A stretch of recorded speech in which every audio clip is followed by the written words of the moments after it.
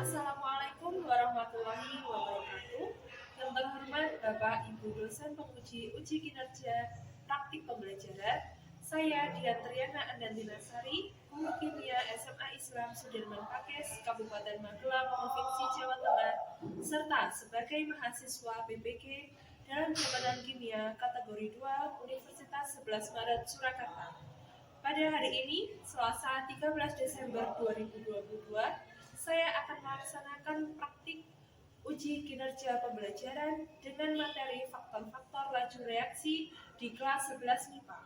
Berikut adalah video saya.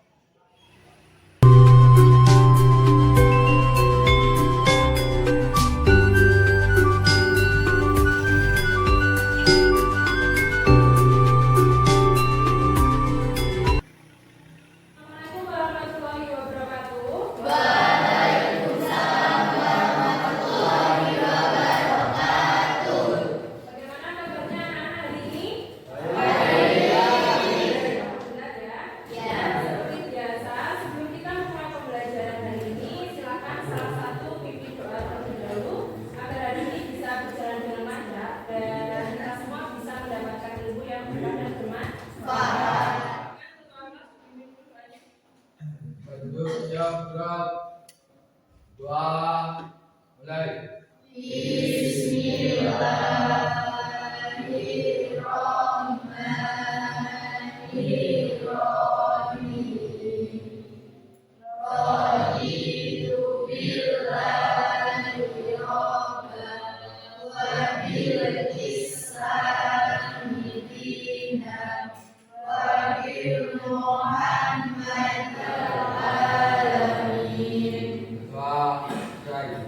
Ya, terima kasih Mas Bogus sudah dipimpin doanya. Hari ini ada yang sudah masuk? Ada. Apa? Suyati, Seta. Suyati apa ya? Seta, Sari. Mangga kenapa? Alfa. Oke, berarti ada 3 anak yang tidak belajar deh. Paket timnya, buku catatan dan alat tulis. Kemudian HP jangan lupa di silent. Sudah? Sudah siap untuk mengikuti pembelajaran saya selama 1,5 jam ke depan? Siap. Biar mau cek semangat dulu. Bareng-bareng biar semangat pagi-pagi. Oke, siapa kita? Siapa saya? Siswa-siswi SMA Islam Sudirman Pakes. SMA Islam Sudirman Pakes.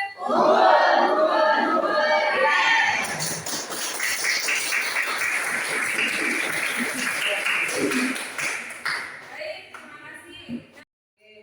Tapi sebelum ujian bahasa lebih lanjut, Budi mau tanya dulu nih, ada yang masih ingat nggak di materi sebelumnya kita belajar tentang apa? Silakan yang ingat angkat tangan. Saya Bu. Ya, Mas Wiwono. Terakhir kali kita belajar tentang konsep laju reaksi dan teori pembukaan.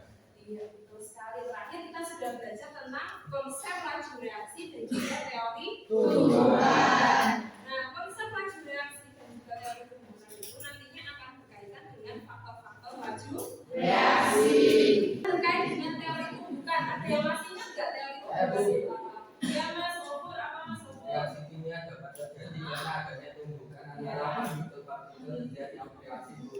Asalkan energinya cukup, maka bisa menghasilkan energi baru.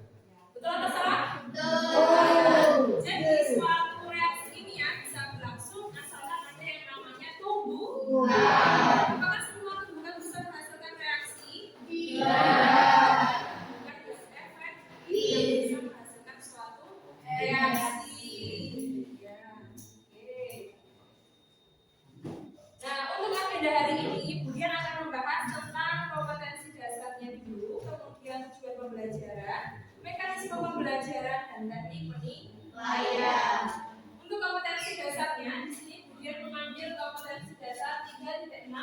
juga 4.6, yaitu terkait dengan faktor yang mempengaruhi laju reaksi dengan menggunakan teori tumbukan.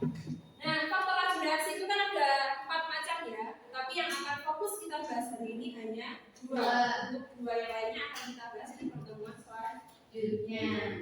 Kemudian terkait dengan tujuan pembelajarannya dengan menggunakan model problem based learning berbantuan LKPD, nanti kalian saya harapkan bisa menjelaskan dan menganalisis faktor yang mempengaruhi laju reaksi. Kemudian untuk mekanisme pembelajaran, dia akan menggunakan model pembelajaran PBL dan juga pendekatan socio-scientific issue. Jadi dia nanti akan memberikan permasalahan sosial yang ada di masyarakat. Kalian nanti akan mengkaitkannya dengan faktor-faktor laju reaksi. Kemudian bahasa berlanjut. Kira-kira kenapa ya? Kalau misalnya kita mau membersihkan roda di lantai keramik, misalnya kita mau menyikat lantai WC ya, lebih cepat menggunakan larutan pekat atau larutan encer? Kira-kira kenapa kalau lebih cepat yang pekat daripada yang encer?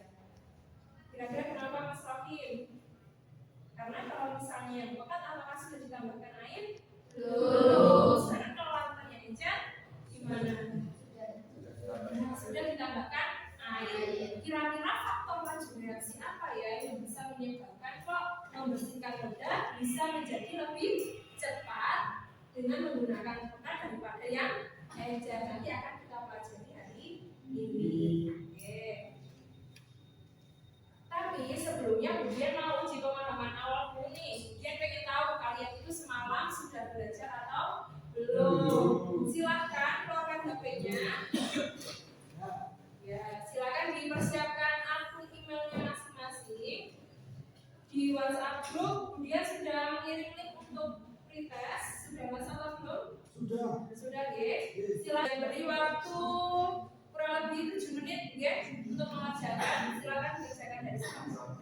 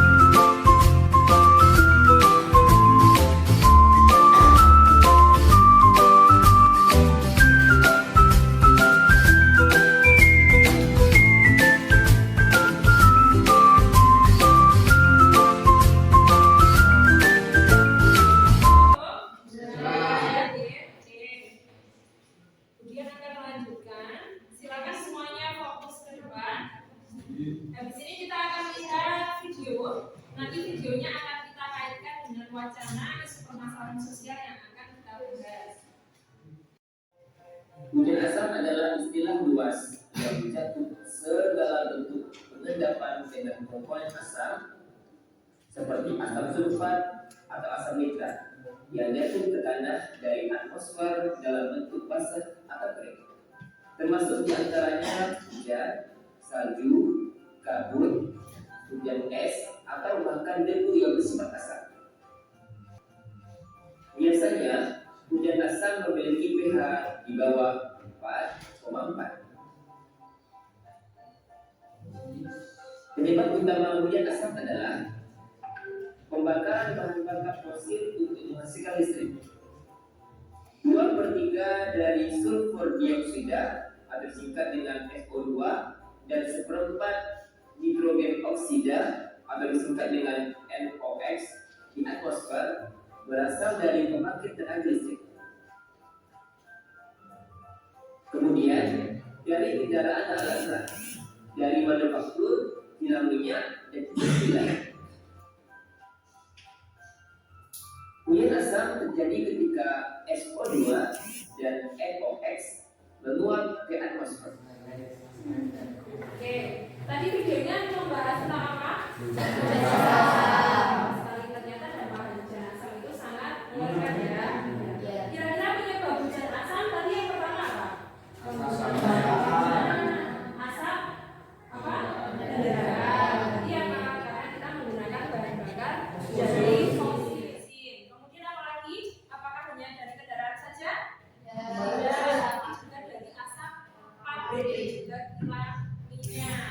Nah, nanti silakan kalian bandingkan antara video yang sudah kalian tayangkan dengan wacana hujan asap yang ada di LKPD. Jadi yang sini kemudian akan membagi kalian menjadi 6 kelompok, di mana masing-masing kelompok terdiri dari 5 anak, ada satu kelompok yang 6 karena totalnya adalah 31. Oke. Silakan monggo sesuai dengan kelompoknya masing-masing.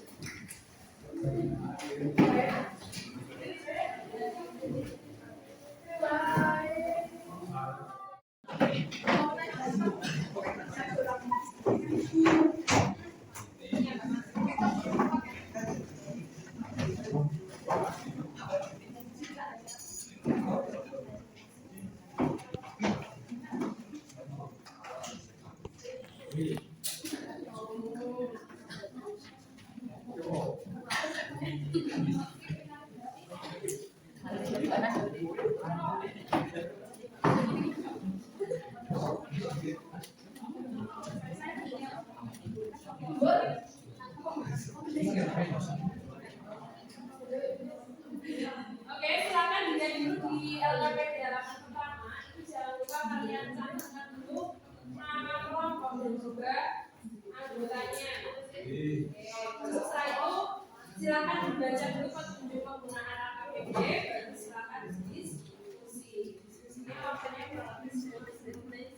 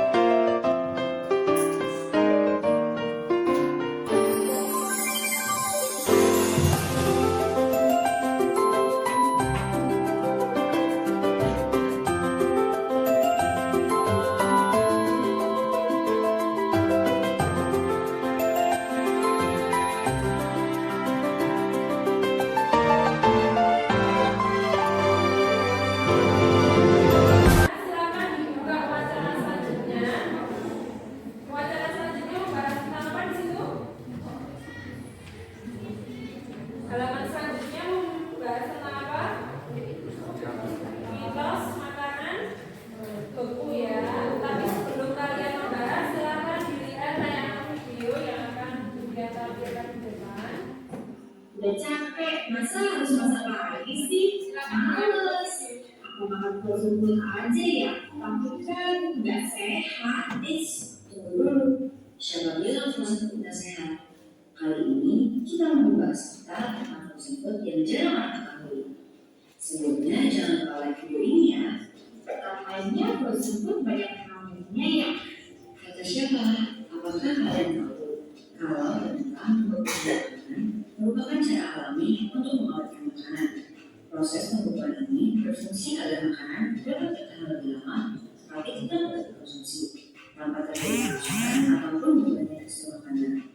Selain itu, frozen food dapat bertahan lebih lama dibandingkan jenis makanan lainnya. Jadi tentunya tidak ada bahan pengawet pada frozen food. Tapi tetap aja frozen food kan nggak bernutrisi. Jangan salah teman-teman, justru frozen food memberikan nutrisi yang baru. Asalnya makanan dibekukan ketika kandungan diskusinya sedang maksimal. Proses pembukaan ini juga dapat menjadi kesepakatan sehingga tetap terjaga. Berdasarkan perkembangan akademik communication and database komunikasi kandungan karbohidrat, protein, dan lemak pada makanan tidak akan berubah. Malah sebaliknya, frozen food dapat menyimpan kandungan vitamin dan mineral. Frozen food, tapi lebih tepatnya adalah tentang mitos-mitos yang ada di masyarakat tentang frozen food. Kalian pernah makan frozen food? Pernah. Yang dimakan apa biasanya? Nugget, sosis. Kenapa kok pilih frozen food? Ya, soto juga ada dalam sajian frozen food. Itu pasti karena praktis ya, karena apa yang namanya frozen food biasanya cuma tinggal goreng, ya nggak saya goreng bisa juga kita panaskan. Ya, jadi benar-benar makanan yang sangat praktis. Tapi ternyata di masyarakat itu sangat banyak sekali mitos tentang frozen food ini, mulai dari katanya makanannya tidak sehat, kemudian bagaimana? Ya, betul sekali banyak bahan pengawet. Apakah betul atau tidak? Silakan didiskusikan dengan kelompoknya masing-masing. Dibaca terlebih dahulu wacananya, habis itu baru kalian mengerjakan pertanyaan-pertanyaan yang berkaitan dengan makanan beku. Monggo silakan kemudian beri waktu 15 menit ya. Silakan.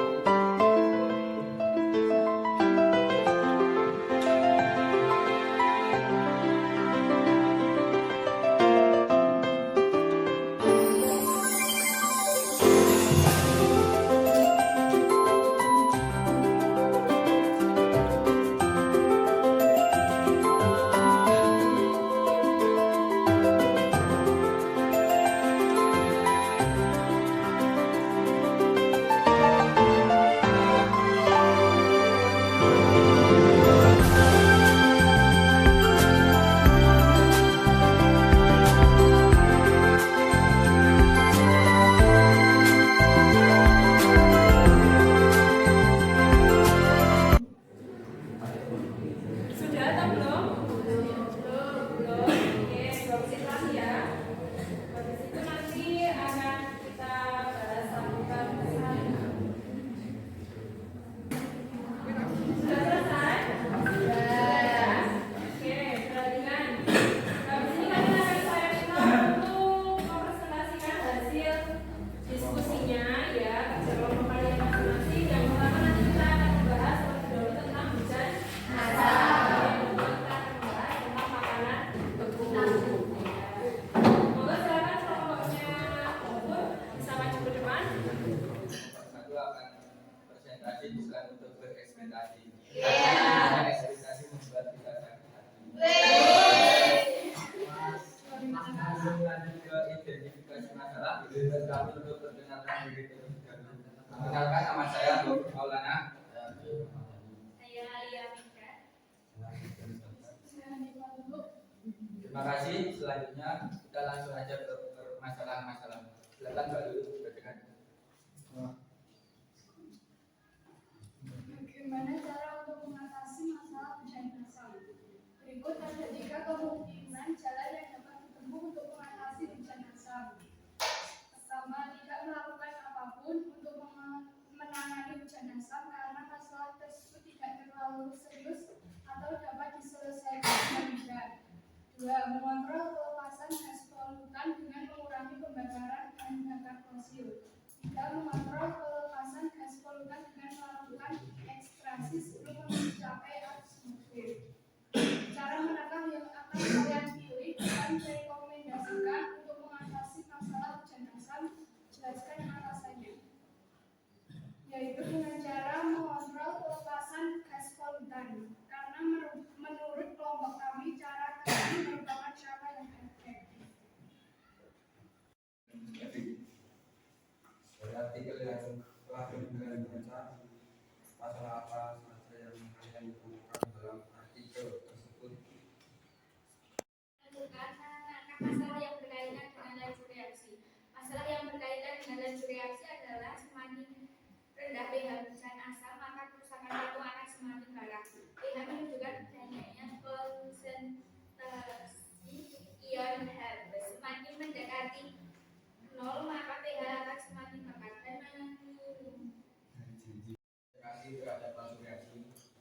Makin tinggi konsentrasi jumlah partikel semakin banyak, sehingga susunannya akan semakin rapat, menyebabkan tumbukan meningkat dan laju reaksi semakin cepat.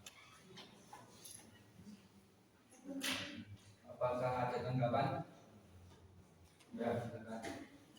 Saya Dianti dari kelompok 2 menambahkan jawaban dari kelompok 1 terkait dengan masalah yang ditemukan dalam artikel. Dari kelompok kami ada tambahan yaitu 1. Kondisi geografis Bandung yang berada di daerah cekungan memperparah kondisi iklim. 2. Hujan asam menyebabkan banyak palu-palu di Bandung. 1.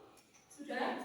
Oke, kita akan membahas dulu yang pertama ya. Di sini ada 3 kemungkinan yang saya berikan ke kalian tentang hujan asam. Dan yang terakhir adalah mengontrol pelepasan gas polutan dengan melakukan ekstraksi sebelum mencapai atmosfer. Nah, ternyata dari kelompoknya Bobo tadi memilih nomor 2, yaitu dengan mengontrol pelepasan gas polutan. Kenapa? Karena dari nomor 1, 2, 3 yang bisa kita lakukan sebagai pelajar itu yang paling memungkinkan adalah yang nomor 2.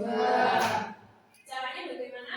Dengan mengurangi menggunakan kendaraan, atau bisa juga dengan dengan kendaraan listrik, tapi masih jarang sekali ya. Biasanya kalau misalnya kendaraan listrik itu malah pemakainya biasanya ibu-ibu ya, ya kan? Belanja yang sudah dekat. Tapi kalau misalnya kita rumahnya jauh dari sekolah, pasti anak-anak akan menggunakan kendaraan bermotor. Tapi mulai sekarang anak-anak lebih baiknya lagi kalau misalnya kalian terakhir jawabannya dari kelompoknya Mas Gopur terkait dengan bagaimana hubungan konsentrasi terhadap laju. Semakin tinggi konsentrasi, maka tumbukannya bagaimana? Semakin apa? Mas Prof? Iya, semakin banyak. Otomatis bagaimana lajunya juga akan semakin cepat. Bagus. Sekian presentasi dari kelompok kami. Apabila ada kesalahan mohon dimaafkan, apabila ada yang sayang mohon diungkapkan. Terima kasih, saya akhiri. Wassalamualaikum warahmatullahi wabarakatuh. Kita akan membahas tentang mitos frozen food. Di sini ada berapa mitos? 2 ya. Yang pertama, frozen food mengandung pengaruh terhadap tubuh, dan yang kedua adalah frozen food tidak boleh dicairkan lalu dibekukan secara berulang. Silakan kelompoknya Mas Adi.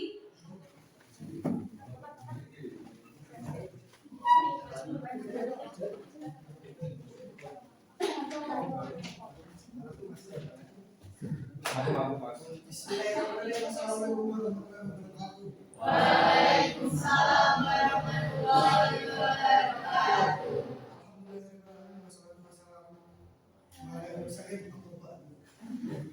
Puji syukur kepada Tuhan yang telah mengucapkan rahmat dan karunia-Nya sehingga kita dapat berkumpul tanpa halangan apapun. Perkenalkan kami dari kelompok 3 yang bernamakan Adi Rahman. Saya Yono Kawan. Saya Puji Lestari. Saya Devi Hafid. Kami akan mempresentasikan hasil diskusi kami tentang frozen food. Silakan bisa dimulai. Masalah apa yang kalian temukan dalam wacana? 1. Mitos frozen food mengandung pengawet berbahaya untuk tubuh. 2. Makanan beku bisa dicairkan lalu dibekukan berulang dengan catatan suhu tidak boleh melebihi dari 4 sampai 60 derajat Celcius. Faktor apakah yang mempengaruhi laju reaksi berdasarkan wacana tersebut? Suhu. Oke. Jawaban yang kedua sangat singkat sekali ya. Oke. Kita akan bahas terlebih dahulu yang masalah apa yang kalian temukan dalam wacana. Tadi yang pertama dari kelompoknya Mas Adi dijawab bahwa masalah yang pertama tadi terkait dengan apa? Mitos frozen food ya. Ya, mitos frozen food yang membahayakan untuk tubuh. Betul atau salah? Ya. Ada yang betul, ada yang salah. Oke, perhatikan.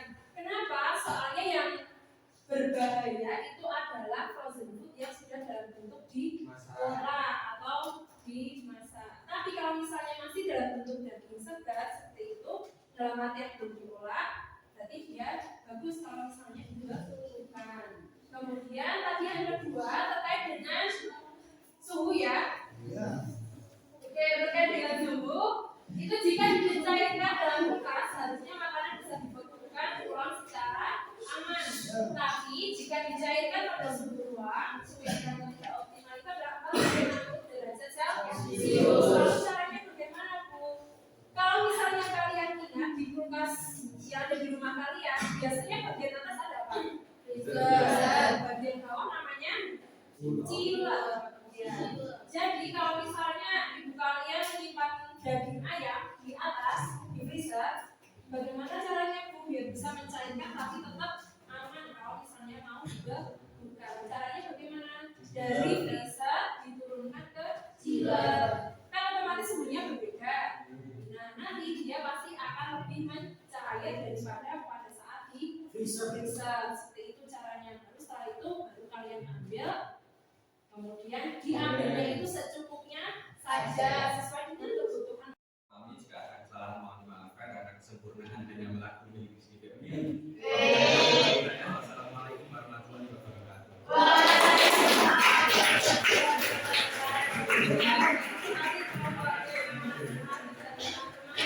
Semua kelompok yang sudah menyampaikan hasil diskusinya.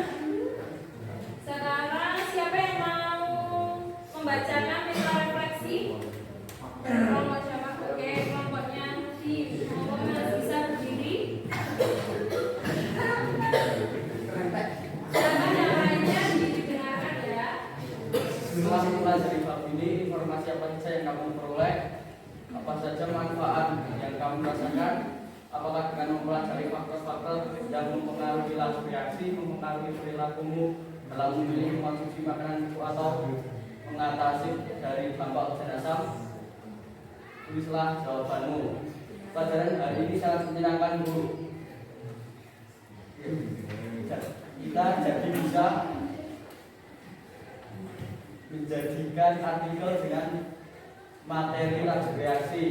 Informasi yang kami peroleh adalah tentang oksigen asam dan frozen food.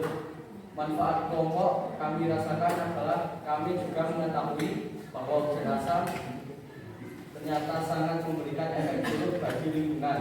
Kami juga jadi mengetahui apa yang benar, apa yang tidak benar berkaitan dengan mitos frozen food yang beredar di masyarakat. Ya, tentu mempengaruhi. Kami tidak akan sering-sering mengonsumsi makanan cepat saji yang sudah berupa olahan karena sudah banyak mengandung pengawet, pewarna dan lain-lain. Berkaitan oksigen asam, kami akan lebih menghemat BBM dengan cara jalan kaki dan menggunakan sepeda. Terima kasih dari kelompok. Ya, terima kasih Mas Budi sudah mewakili kelompok 5 untuk menyampaikan cerita refleksi. Kemudian mengucapkan terima kasih untuk semua kelompok yang sudah aktif dalam diskusi dan juga presentasi. Kemudian akan memberikan reward untuk satu kelompok yang paling aktif di pembelajaran kali ini. Kira-kira dari kelompok atau kelompok berapa ya?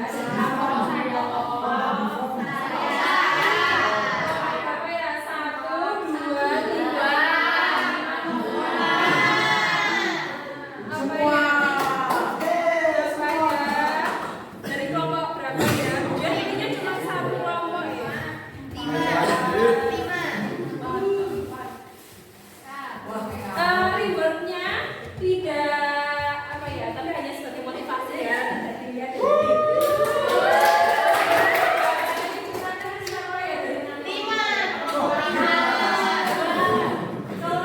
teraktif untuk pembelajaran kali ini adalah dari kelompok 1. Karena untuk kelompok 1 perwakilan bisa maju ke depan.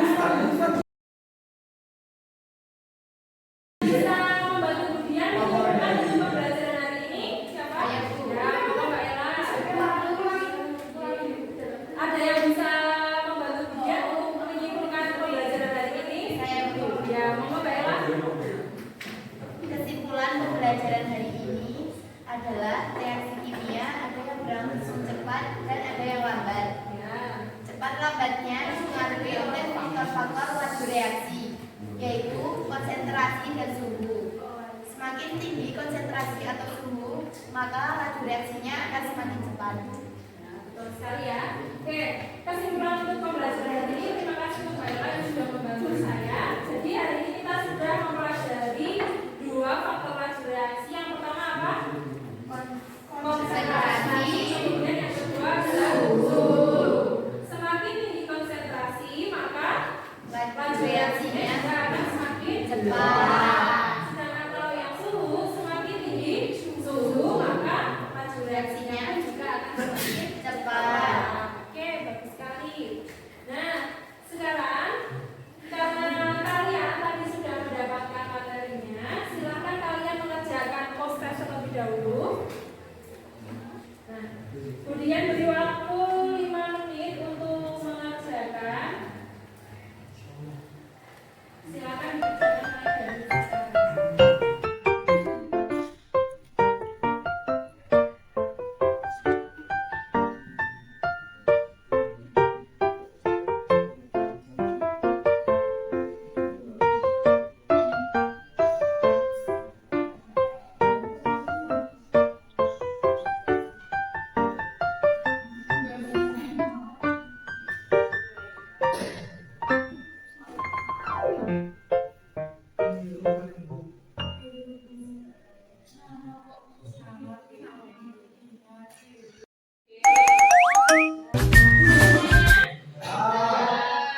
Sudah ya?